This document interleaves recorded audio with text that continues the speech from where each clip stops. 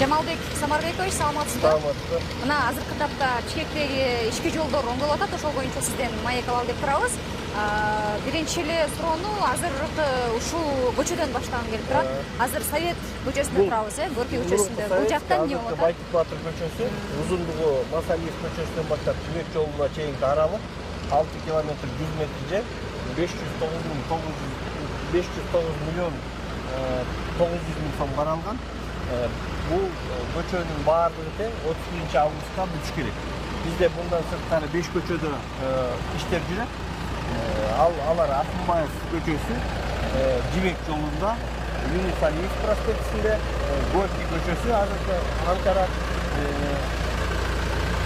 бул көчөлөрдүн баарында азыр иштер жүрүп жатат.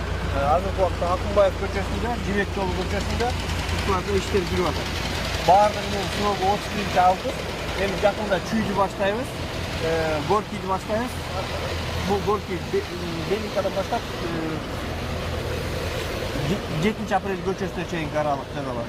Ошол көчөлөрдүн баарында азыр иштер жүрүп жатат. Бул чоң көчөлөрдө. Андан сырткары майда көчөлөрдөн 44 көчөдө иш жүрүп атат.